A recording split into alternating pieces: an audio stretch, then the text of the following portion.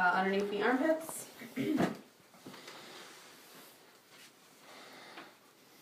Start as always with effleurage. Go all the way up and around the shoulder so that you're kind of getting the back of the arm. Pick it up and get around the side. Are we rolling? Looks like it. And then to get the hand, I just sort of hold it in both of mine and get a little lotion on it as well. I'll turn the hand over. Does everyone know how to interlace your fingers to do a hand massage? It blew my mind when I learned. So, pinky finger in between their first and second. These two middle fingers in between the thumb. Pointer finger stays on the outside. Pinky in between middle and ring. Ring in between ring and pinky. So, this is what's going on. I'll be here for instruction later. Get them to relax their wrist. This is one where you're really going to have to pay attention to your body mechanics because you'll end up like this. So either get your bow stance or get your warrior going. I like bow because it's a little easier. You don't really have anything to be leaning against with this. And we just sort of do circular motions all the way down and back up. Get the side, get that nice big thumb pad. Come down. Back up the middle again, get the pinky side, down and back up again, and then I end with 3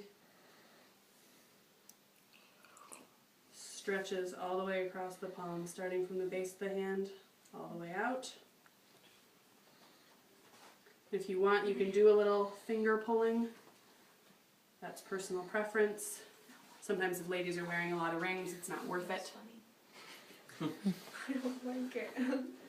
Come down, and with the arm, what you want to do is kind of a milking motion. So relax that elbow, and that's a good way. Arms are a hard thing for people to relax. So a good way to get them to realize is either try and articulate that elbow, because they'll notice that they're trying to hold it still. You can also sometimes put your hand right on the joint that they're making stiff. That will also draw their attention there and realize that they're holding it still.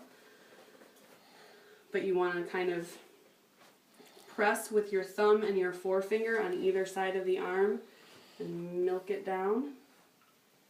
And come back up and milk it down.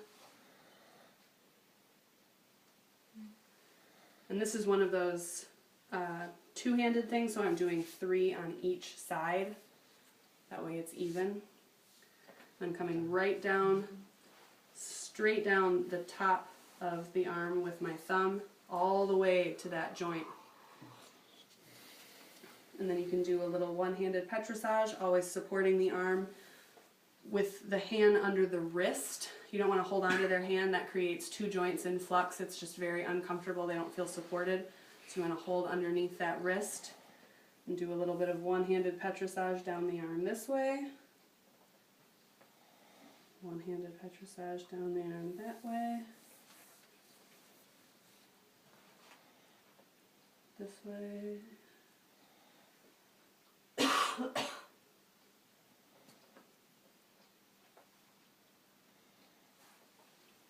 And again, 3 times on each side.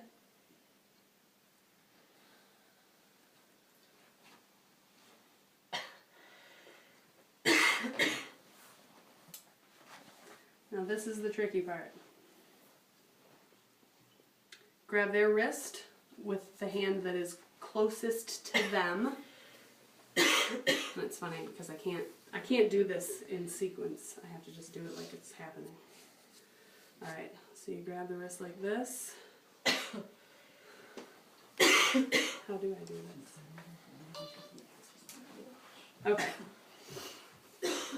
So you pull it up, swap hands, come over, bend. You trade hands like 5 different times in this move because you've got to get it up and get yourself in the right position. So up with this arm. Okay, that's how that goes. So pull it up, support it underneath. That's how that goes. One more time. Yeah, right? Yeah, make sure you save the right one, not the 4 times I messed up before I figured out what I did. So start with hand closest to them, pull it up. Opposing hand goes underneath. And then this is how you're going to support them to do your massage. This is another one of those big body mechanics things. You want to be right next to them, because this is kind of awkward for them and it's way awkward for you. So make sure you're right up against them. Give a little bit of lotion. Well, that's a good point though. Relax your shoulder. You don't want to get into their armpit. That will be ticklish. So you only want to come, if you watch where my thumb is, I'm about even with her shoulder, which leaves a whole lot of armpit left. So, again, you're going to do that milking motion. Relax that arm. I got you. I'm strong, I promise. So do that milking motion. Try and get as much as the arm. The bigger the arm, you can kind of change your motions to be full-handed in your effleurage. And then you're going to do a little bit of petrissage. That feels good. Oh, this is my favorite. I love it. And then you're going to swap hands.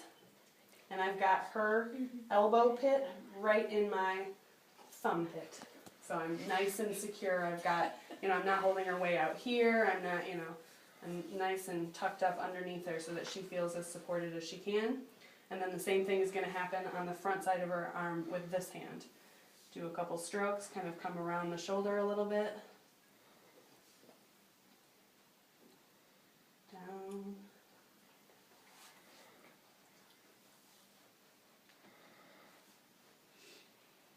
And then the petrissage. Again, always with the 3s. When you're done, bring that right hand back up, or that close hand, and just let it slide all the way up, and you can kind of turn the arm over.